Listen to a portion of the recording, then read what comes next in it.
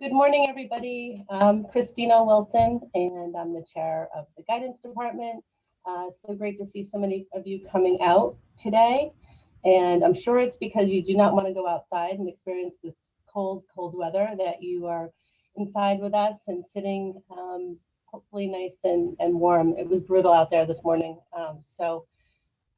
Anyway, let's get discussing today. Let's have a warm discussion of about some topics in guidance and welcome.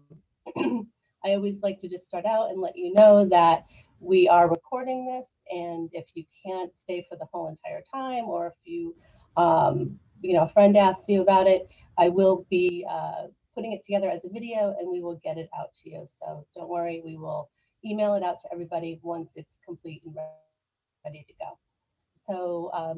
Just to go through kind of our agenda for today, and actually before I start, I should give a huge shout out and thanks to Stacy Ferranti, who's behind the scenes, and she's letting everybody in and kind of manning the ship, so to speak, and she's always so wonderful to do that. So thank you, Stacy, for being here for us in that way. So today we have an agenda that is going to cover just an update on the elective course selection process, just to let you know where we are with everything there, and to dive into a little bit of what we're seeing with our mental health trends during the pandemic. What are we seeing, and what are some of the interventions that we are using to help students and to help families? And we're going to hear from Annie Kelly on that matter. We also have Gary McCarthy, who's going to speak with us about the support for our special learners. And what does that look like, especially this year? What are we doing? What are we seeing? And what can you kind of expect if your child is falling into one of those categories, what that might look like for you and for your child. So we thank them for being a part of our discussion today. So just to give you an update on course selection, and it's that time of year that we need to start building our schedule and thinking about next year, which is just wonderful and so hopeful that we're actually planning for next year and hopefully planning to see a lot more of your children. But if you have a current ninth grade student, they entered their electives last week, and if they had any problem with that, or if they're still making decisions, they could be working with their counselor at this point to make any changes if needed. But that happened last week. Currently, our 10th graders are entering their electives, and that's happening this week. And then our 11th graders will be entering in their courses next week. So by the third week in March, we should be by March 12th, we should have entered in all the electives. And I should mention that we're entering the electives right now. The AP courses were entered in January. Okay, so January is APs. Right now, we're just talking about electives. What elective courses do students want to take? Students will find out their decisions about AP courses around March 17th. So those decisions will be made in the next few weeks, and students will be notified. Likewise, leadership positions. So that's mentor, peer leadership, any of the TA programs. Those students should find out whether they've been accepted into that program by March 26th. And then we would work with students based on whether they've been accepted or not to possibly rearrange their schedule in some way if needed. So that's kind of where we're at. It's going smoothly. It's being done mostly remotely at this point, and we've had really good success. We're meeting with students, advising them, and we've been doing that for about 4 months now, and we're finding already that it's making it much easier for our students. They feel more informed, and they've had conversations with their counselor about what's best for them, and that's been really positive. So I just wanted to transition over to mental health, and I asked Annie Kelly to do a little presentation today. We are so fortunate to have a school social worker in our building, and he's been with us for quite a while, but this is her first year as a school social worker. And she's going to talk a little bit about her role and how she can be utilized here at the school both for parents and for students. But I thought it was important to mention and talk about some of these trends because the mental health trends that we would typically see in a given year may be a little different. And I recently read an article.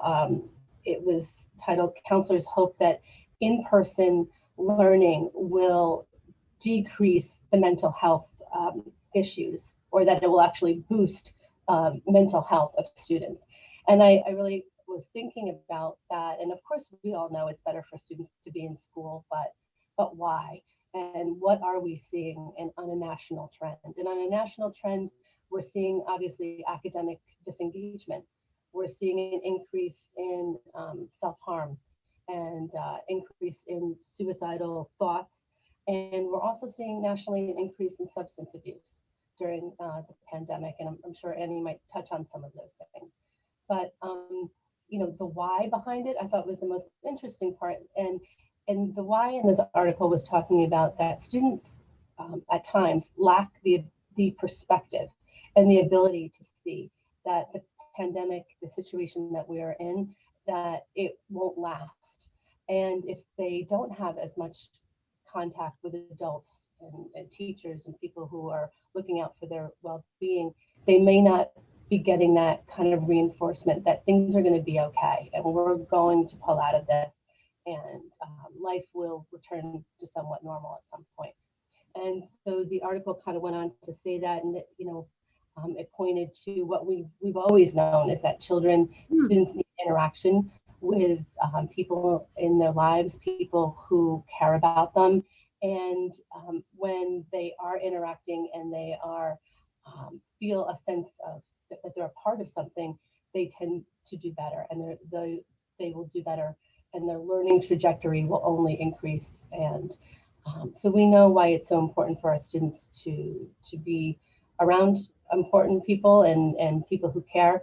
But certainly, I know we all would love to see your children face to face so much more often, and I know we're getting there. But we're really hoping that this will help our students' mental health. So with that, I turn it over to Annie and let her talk to you a little bit about the mental health trends that we're seeing. Okay.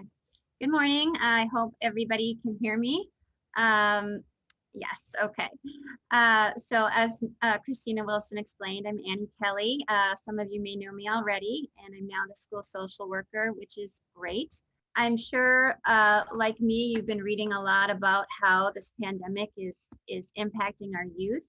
I've spent so much time this year reading articles, I think more this year than any other year. And every time I read something in the media, I find that, yes, in fact, that is reflected in what we're seeing with our students here at Byram Hills. In preparing for speaking this morning, I was just kind of collecting anecdotal data from my conversations with guidance counselors, parents, students, faculty, and it all sort of reflects everything that I've been reading and what we've been seeing. So I'll just touch on a few that I kind of consolidated as sort of the main topics and main things that we're seeing. The first one would be collective feelings of grief and loss over missed life events. And this is such a big one. When I speak with especially freshmen who experienced a loss of, typical milestones in the spring of their 8th grade year, they're feeling like they were robbed of an experience. Kind of coming, they were once excited to start high school and be in mentor class and all these things, and it just was different. And they're really feeling that loss and resentful that they just didn't get to experience their milestones in the way that they thought. Similarly for seniors who had to start the year off as we did without having the typical pep rallies and all that stuff, homecoming that would make you excited for senior year, they didn't get to experience that. So there's just this kind of overall feeling of loss over missed life events. And, we are seeing an uptick in depression and anxiety symptoms, which I really think is related to this prolonged social isolation. Teens are supposed to be interacting with each other as a way of becoming more independent from their parents. And that's developmentally appropriate. So when this is just going on too long, they're really missing that key component, of their development. Kids that struggled with anxiety and depression before are certainly, still struggling with those issues. But what we're also seeing is students that were not on our radar before for anything mental health related are popping up with depression and anxiety, symptoms, really low mood and feeling kind of helpless or hopeless. And so we're working really hard to flag those students and put them on our radar and get them into counseling, work with their parents and teachers, to put things in place to kind of get them out of this rut and moving forward.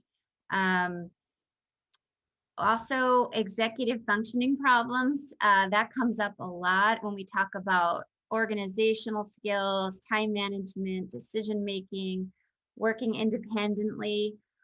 In my talks with school counselors, it's clear that students who struggled in middle school with these things are definitely struggling now and had a very hard time with the remote learning, especially with the transition to everything on Google Classroom. And students don't really carry the traditional pen and paper anymore. We're realizing students aren't using planners in a typical way. So any sort of organizational skills that they may have mastered then were kind of, that just don't exist right now given the new online platform. So kids that sort of did have some mastery over executive functioning skills also struggled coming into high school with these new platforms. So I know the guidance department is working really hard to address these concerns. We have one of our counselors runs an executive functioning group, and there's a new homework help program going on in the morning. And so it's sort of all hands on deck trying to help out with students struggling with this skill set. So as I'm talking, I definitely hear the words coming out of my mouth, and it may sound all doom and gloom, and I'm sorry for that. There is some silver lining and some hope here. And in my speaking with other mental health counselors, we sort of feel the tide turning more from like, what do we do and how are we handling this and coping, to how are we moving forward and looking to the future and kind of finding ways to pull out the post-traumatic growth, if you will, from this situation. I think some of the silver linings would be that, kids love the new schedule. Overall, I think it's built in a lot of time for them to get things done and to speak to adults and participate in special study groups and things like that, to meet with me. There are students that have done well, that are doing well with the hybrid learning, that can function independently, that appreciate not being in that grind as much. And I also find that students that have been able to continue with that thing that they love, that they're passionate about, if it's a sport that's continued in a modified way or something outside of school, or a club that's continued, science research, anything like that, those students are doing okay. Not all of them, but there are some that are sort of just kind of continuing with things as usual, but in a modified way. So parents often ask, what are some reasons for referring my child to the school social worker? A lot of what I'm doing right now are adjustment issues related to the pandemic, concerns regarding depression and anxiety, social stress, things going on at home, grief, and so much more as well. Will my child have to miss class to see the school social worker? No. With this new schedule, there are time blocks in the day that kids can easily drop in without having to be pulled from an academic. And that's great for me too. So before first period, after the last period, after they eat lunch, during a free, those are great times for students to see me. I also do a lot of Zoom calls with students that are remote learners or that are home on a particular day. Can I call the school social worker with questions or concerns regarding my child? Yes, please do. I love when parents call me. If they just need to bounce something off of me, even if I don't end up seeing their child, that's great. I love to help parents troubleshoot and problem solve. You know, I will get back to you as soon as I can if you end up leaving me a message, but please reach out, because we're finding that when students are put on our radar, we can spring into action and try to help as best we can. With this hybrid model, sometimes we just don't know what's going on with the students. So parents reaching out is key. So some resources, one of my favorite go-to resources is the Child Mind Institute. It's a nonprofit.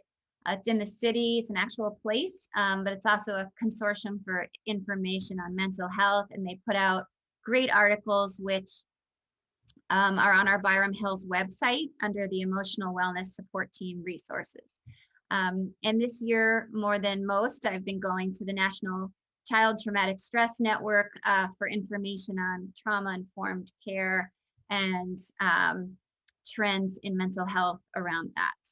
So I know I've said a lot here. I'm always available to take your questions, and I'll be, continuing to stay on for the remainder of the talk. And I know Gary McCarthy is now going to speak about support for special learners. Thank you. Good morning, everyone. Thank you, Annie, for sharing, I think, such important information about, the struggles that our students have faced, our families are facing right now during this time. Even though I think we're beginning to see light at the end of the tunnel, I think the pressures and the stresses are very real. And I think it's very important that we not forget that and continue to support one another as a community. And that's something I'm very grateful for, very proud of, but I think it's something we need to keep conscious in our mind all the time. I want to just speak a little bit about support for special learners in this time of COVID. I have this very vivid memory of the day after in March that we were closed down or that our school went on remote. I distinctly remember waking up about 4 a.m. and I was thinking about a student in our flexible support program, very distressed, thinking, how are we going to support, this particular student and other students? And I know that I'm not alone in that. I know that we've all had our sleepless nights and our worries, but I want to just speak a little bit today about how we're working with special learners and how we're supporting them. I'm going to broaden out the definition of a special learner. Sometimes we can think, very traditionally, a student on an IEP, a student with a 504, and it's absolutely true. But I think it's important to understand that a special learner, there's a broader sense of what that can mean for a particular student at a particular time. For example, we could have a student who's not on an IEP yet or a 504, has emerging mental health issues that are coming up or struggles. Shut that off. We could have a student with a transient physical illness, is on a medical plan, and has to deal with that for a time. Students coming back from surgical procedures, extended illnesses. Students who've gone to partial day treatment, inpatient, and coming back. And I think one that's a little subtle, but I think is so important, is students facing family stresses and struggles beyond their control at home. There could be divorces, family hardships, financial issues, health issues that are going on. And sometimes that's very subtle and not seen. But I think it's really important to remember that students can struggle for different reasons without being formally classified or not. And they are special learners. They struggle to engage the curriculum. So I think that's important that we keep that in mind and increase our sensitivity to that. I want to talk a little bit about some of the core or primary needs of special learners. What is it that they need most? And I see that in 4 broad categories. One is the obvious academic content. How do I understand this material? How do I learn it, conceptualize it, process it? The other is, the next 2 on the slide I think are very, very important. One, and Annie referenced this, was the executive function support. There are so many executive functioning skills. The ones that I kind of think of that are really critical are organizing, planning, estimating, and evaluating progress. Those are some fun, foundational skills. And so they are very important, and they are impacted obviously by COVID, and I'll go over that in a moment.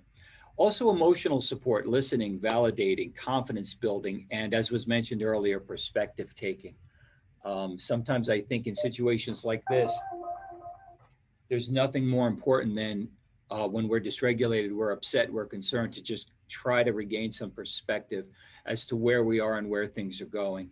And then, of course, the support that's needed in terms of resources, academic, counseling, clinical support, sometimes in interventions. So I want to talk a little bit about the COVID effect on special learners. It's interesting. It's almost a paradox, or it's ironical here, because the special learner support system is built on greater levels of connection with students, more contact with them, more immediate feedback. Okay, so now we're thrust into COVID, into this social distancing kind of necessity, if you will. But it's fascinating because what it does is it actually diminishes that ability to kind of engage the student at the levels that they need. So it works against the support systems that we have in place, and it poses challenges for us. And we know this, I think, from our conversations and our experiences with our children or other people's children. Students have perhaps less in-person contact with teachers and support staff, okay? Immediate feedback, whether it's academic or emotional, isn't necessarily there to the degree we would like it. Monitoring maybe is challenging. So here's a big one that I see all the time. Students are suddenly thrust into a situation where they need to be more self-directed and self-monitor, but maybe they don't quite have the maturity or executive functioning skill development to quite be where they need to be. So that's a challenge that I think I've seen. Sleep cycles that can get way off and can really impact the student's ability to kind of stay with the program and stay with learning. And then also the whole social issue of families separated, not as much contact, friend contact, social contact is reduced. And sometimes I think it's easy to forget how our students rely on their social contacts, sometimes as release valves, ways to kind of blow off steam, de-stress a little bit. So all those things are real, and I think that's all part of the COVID effect that we've seen. When we speak about supporting special learners, I kind of break this down into three broad areas that I think are critical. And these are some of the ways that we support, our special learners here in the building. I wish I could name so many more. I'm going to try to break this down and kind of ground this into day-to-day. What does this look like? Give you some examples. One thing I will say, COVID, maybe this is a silver lining. I've always felt that Byram is a very, creative group of faculty, staff, parents. But boy, in this situation, we have had to kind of be very, very creative. And I guess the point that I want to make before I just get into the details, into the weeds here a little bit, is what I've noticed is tremendous need to be creative and flexible when working with students. You almost have to take a student at a time, a situation at a time, a challenge at a time. And you can't just say, well, we'll just apply the old template. You almost have to kind of look at the pieces in the configuration and come up with the creative solution. How do I help this particular student with this particular configuration and difficulty at this particular time? So, that's kind of nuanced, and it appears very different sometimes from student to student, family to family. But I think what I've been seeing, and I'd like to reflect upon, is certainly an indefinite increase in monitoring of progress in grades, intervention, problem solving, and outreach and support to parents. Definitely, I am very aware of teachers, students, counselors, social worker people. Really, the internal communication lines are very strong, and I think that's been really helpful. To give you an example of what this might look like, psychologist and a counselor make a plan to monitor an emotionally fragile student in our FSP program over the winter recess because there's a deep concern. So we have to come up with how are we going to stay connected? A counselor, for example, I've had many instances where I'm working with students who are full remote and they're not sure what to do with elective selection. And so we'll have meetings and we'll talk about it and we'll kind of put the pieces together. But because they're a little bit more removed, sometimes they're a little out of the loop and they need that extra help. Academic support. For example, I've seen cases already where special educators have worked so closely with students to, who are maybe, I'll call it a little bit of the ghost phenomenon. Sometimes what happens when students are home or they're on remote instruction or they're working online, they tend to kind of drift off. They're not getting that immediate feedback that they would if the teacher was standing right there. And so sometimes they kind of drift and you almost get this experience where you're kind of pulling them back in. And so that's something that I see happening a lot to kind of keep students connected. I happen to be working with a student right now where I've set up kind of a daily study monitoring session with this student. This student is remote and just working out a situation where he comes online, sits and does work for about 40 minutes, and I stay with him, monitoring him and helping him if he needs it. I'm not necessarily, helping him with content, although I may be able to in some points, but I'm providing that moral support and that kind of emotional support and validation that student needs and maybe some problem solving. So these kinds of interventions, I hope, kind of illustrate a little bit how this really looks on the ground when it comes to supporting special learners. It takes many different forms and shapes and sizes. But it is working, I think, as best as we can make it work. It will never be perfect. We will continue to have our challenges, I guess, until all of this is at some point resolved in the future.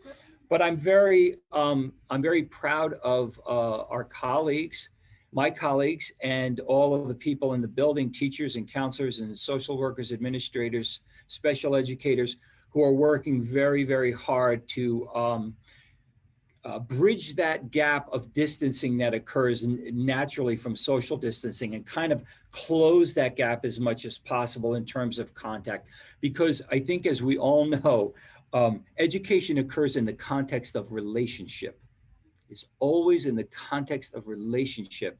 And COVID has kind of stretched those relationships and that contact a bit. So we're working very hard to mitigate that and keep that contact as robust as possible.